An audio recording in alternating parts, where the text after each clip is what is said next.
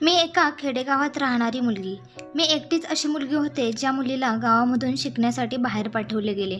गावामध्ये कोणतीही मुलगी अशी नव्हती जी गाव सोडून शिकण्यासाठी बाहेर गेली होती. आमच्या गावामध्ये 5वी पर्यंत शाळा होती. कोणत्याही मुलीचा 5वीचा वर्ग झाला की तिला घरीच बसवायचे. तिला मासिक पाळी आली की तिच्या लग्नाची गडबड करायचे.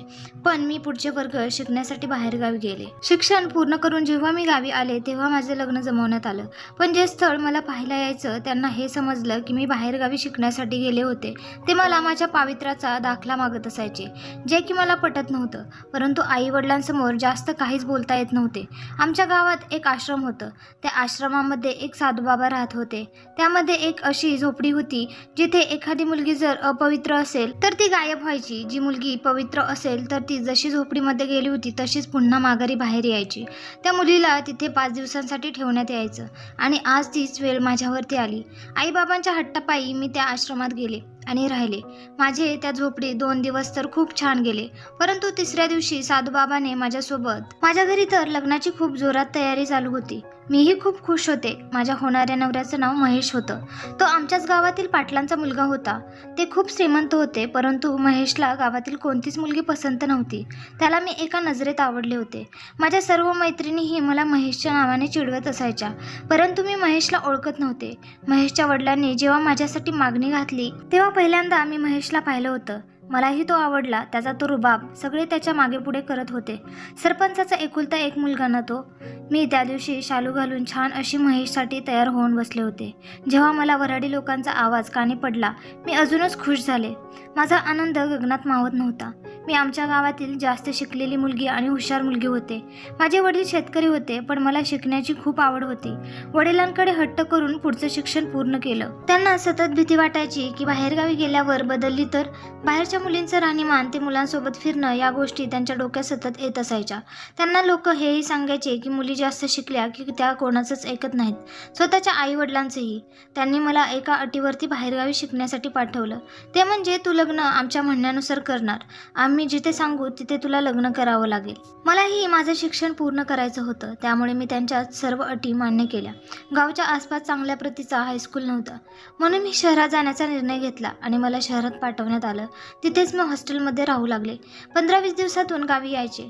माझ्या वडिलांना सर्व लोक टोमणे मारायचे. हा आता तर खूप तोऱ्यात मुलीला शिकवतोय, पण पुढे जाऊन हीच मुलगी बापाचं नाक कापणार, तेव्हा पाहू कुठे तोंड लपवतोय ते. परंतु माझे वडील त्यांच्यावरती लक्ष देत नव्हते, कारण त्यांना माझ्यावरती विश्वास होता आणि मी ते पूर्णही केलं. जेव्हा मी इंटर पास करून घरी आले वडील खूप खुश होते, पण त्यांनी मी घरी येण्या अगोदरच माझं लग्न एका मुलाशी जमवून ठेवलं होतं. हे ऐकून मी तर शॉकच झाले, परंतु त्यांना मी वचन दिलं होतं, त्यामुळे मीही आनंदाने लग्नाला तयार झाले.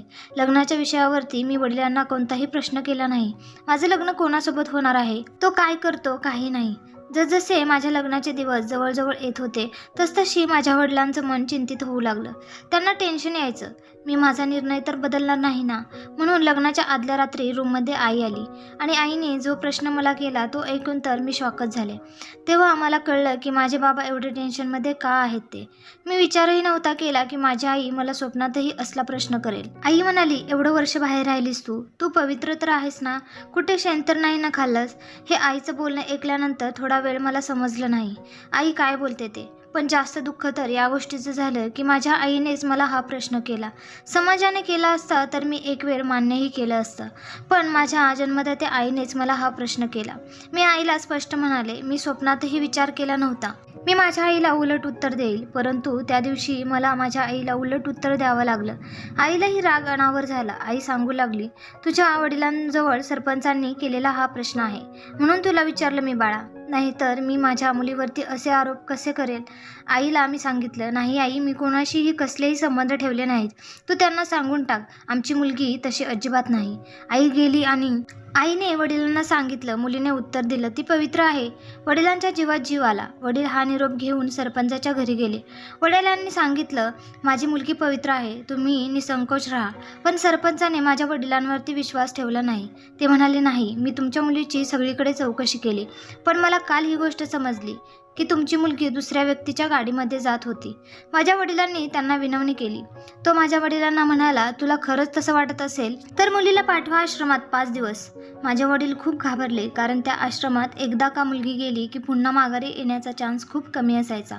वडिलांनी घरी येऊन तिथे घडला प्रकार आईला सांगितला. आई म्हणाली, माझी मुलगी निर्मळ आहे. त्यांनी माझ्या मुलीवरती बोट दाखवलं आहे ना, तर माझी मुलगी नक्कीच आश्रमात जाणार, कारण मला माहीत आहे माझी मुलगी चुकीचं कधीच वागू शकत नाही. गावातील सगळ्यांच्या डोळ्यावरती त्या साधूबाबाने एक विश्वासाची पट्टी बांधली होती. माझ्या लग्नादिवशीच मला आश्रमात पाठवण्यात आलं. मला या गोष्टीचा आतूनच खूप त्रास होत होता, परंतु आई वडिलांसाठी मला हे पाऊल उचलावंच लागलं. माझ्या वडिलांनी मला आश्रमामध्ये नेऊन सोडलं. तिथे खरंच एक साधूबाबा ध्यानावरती बसलेले मला दिसले. ते म्हणाले, ए बाळा. मी विचार केला, यांचे तर डोळेही बंद आहेत, तरी त्यांना कसं समजलं मी आले ते. मलाही या गोष्टी आता पटू लागल्या, परंतु या पाठीमागचं सत्य काही वेगळंच होतं. आश्रमामध्ये माझी सुरुवातीची रात्र तर ठीक गेली, पण दुसऱ्या दिवशी मला साधूबाबांनी एका अशा रूममध्ये पाठवलं जिथे खूप अंधार होता. मला हळूहळू कोणीतरी असल्याचं जाणवलं. समोर जाऊन पाहिलं तर तिथे तर महेशचे वडील म्हणजेच गावचे सरपंच होते. मी म्हणाले, तुम्ही इथे? तर त्यांनी मला उत्तर देणं टाळलं. त्यांनी माझा हात पकडला आणि म्हणाले, इथे काही घडले ते कोणालाही सांगायचं नाही. मला त्यांचा स्पर्श खूप चुकीचा वाटला. ते मला म्हणू लागले, तुझी माझ्या पोराशी लग्न करायची लायकी तरी आहे का? तो मला ओढू लागला. मी त्यांना ढकलण्याचा खूप प्रयत्न केला, परंतु तो हैवान पाठीमागे सरायला तयार नव्हता. या गावातील मुली त्याच्या शिकार झाल्या असतील, परंतु मी शहरातून आलेली मुलगी होते ही गोष्ट कदाचित तो विसरला असावा. मी त्याच्या अवजड ठिकाणी लाथ घातली, तसा तो जमिनीवरती कोसळला. मी तिथून कशीबशी पळाले. मला नव्हतं माहीत मी कुठे चालले ते. मी जोरजोरात पळत होते, कारण मला हा सर्व प्रकार सर्वांपुढे घेऊन यायचा होता. मी थेट पोलीस स्टेशन गाठलं. पोलीसही माझ्यावरती विश्वास ठेवायला तयार नव्हते, परंतु मी त्यांना सांगितलं माझ्याबरोबर चला. ते यायला तयार झाले. मी माझ्या वडिलांना, आईलाही घेतलं आणि त्या आश्रमात गेले. सर्वांना माझ्यावरती विश्वास ठेवावाच लागला. तिथे अशा कोणत्याही गरजेच्या गोष्टी सापडल्या नाहीत ज्या आश्रमाच्या गरजेच्या असतील. पोलिसांना ती जागाही दाखवली जी पूर्ण रूम अंधारामध्ये होती. साधूबाबा तर पळून गेले, परंतु सरपंचाला उठताही आलं नव्हतं. तो तिथेच सापडला. आश्रमाला ताळा लावण्याचे ठरवले, परंतु गावकऱ्यांच्या मुलींच्या जीवनाशी हा माणूस खेळला होता.